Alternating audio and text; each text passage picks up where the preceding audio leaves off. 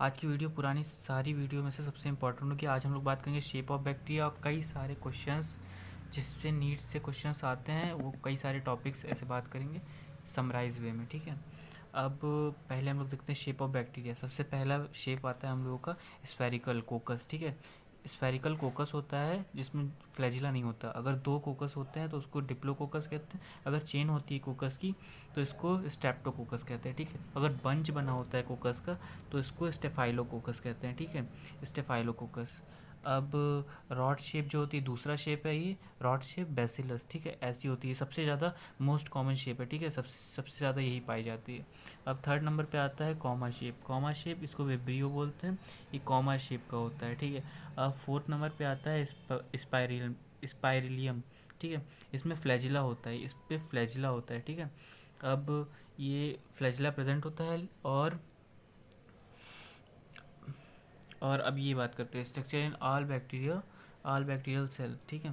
सारे bacteria cell में कौन कौन से स्ट्रक्चर होते हैं? सारे बैक्टीरिया सेल में सेल मेम्ब्रेन होता है, सारे बैक्टीरियाज में, पता है आपको, सारे बैक्टीरियाज में सेल मेम्ब्रेन होता है। सेकंड नंबर पे न्यूक्लियोइड होता है सारे मेम्ब्रेन में, डीएनए।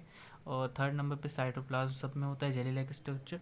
फोर्थ नंबर पे राइबोसोम सभी बैक्टीरियाज में होता है। और फिफ्थ नंबर पे इंक्लूजन बॉडी सारे बैक्टीरियाज में स्टोरेज लाइक स्ट्रक्चर, ठीक है। अब ये थोड़ा इम्पॉर्टेंट है क्वेश्चंस के लिए, ये सारी सबसे इम्पॉर्टेंट है, इसको याद रखना है हमेशा। सेल वॉल की बात करें तो प्रेजेंट इन ऑल बैक्टीरिया, ठीक है। ऑल बैक्टीरिया में, सारे बैक्टीरिया में प्रेजेंट होता है, किसको छोड़ के? सेल वॉल किस में नहीं होती, मैंने बताया था, माइकोप्लाज्मा, ठीक है। नेक्स्ट आते हैं मीसोसोम्स। मीसोसोम्स में मेनली इन ग्राम पॉजिटिव, हाँ, मीसोसोम सिर्फ ग्राम पॉजिटिव में होता है, ग्राम पॉजिटिव बैक्टीरियाज में होता है, ठीक है।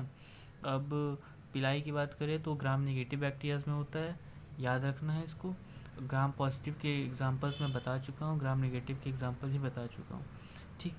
अब इसकी बात करें क्रोमेटोफोर की। क्रोमेटोफोर में साइनोबैक्टीरिया से बात है, क्योंकि क्रोमेटोफोर जो होता है वो फोटोसिंथेसिस में हेल्प करता है, और साइनोबैक्टीरिया ही सिर्फ आते हैं इसमें, क्योंकि फोटोसिंथेसिस वाले बैक्टीरिया सिर्फ साइनोबैक्टीरिया होते हैं।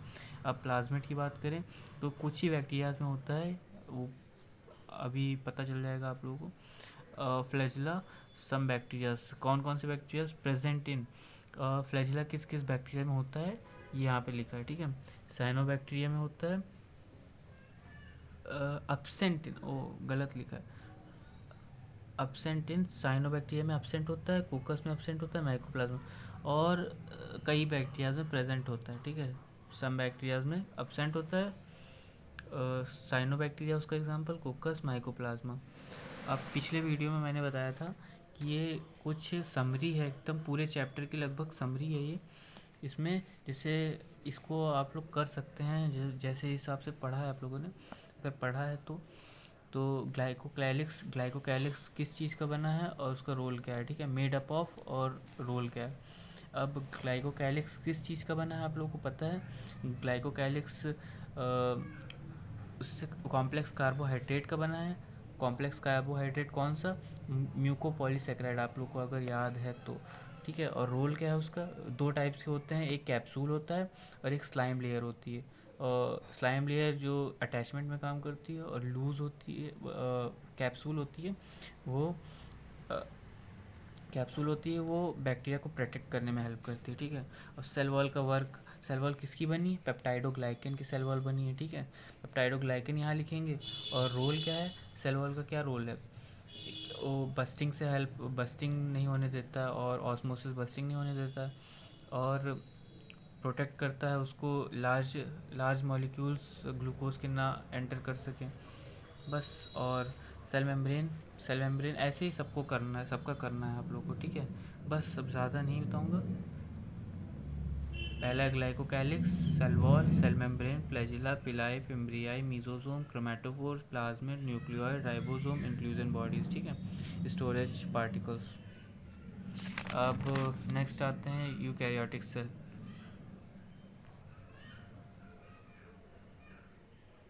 यूकैरियोटिक सेल का इस वीडियो में मैं ये बता देता हूँ, खाली कुछ आउट कुछ एक्स्ट्रा बता देता हूँ ताकि दिक्कत ना हो। तो यूकैरियोटिक सेल 80s राइबोसोम होते हैं, डीएनए इज नेकेड, डीएनए जो होता है वो नेकेड नहीं होता है, नेकेड नहीं होता है, वो डीएनए कवर होता है मेम्ब्रेन से।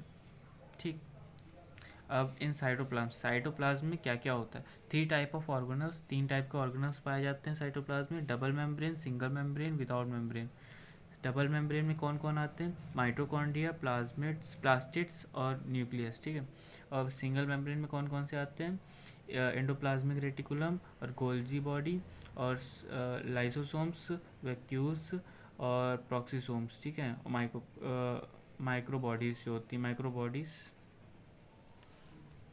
विदाउट मेम्ब्रेन में कौन कौन से आते हैं? राइबोसोम मैंने पहले बताया था, और सेंट्रियोल और न्यूक्लियोलस।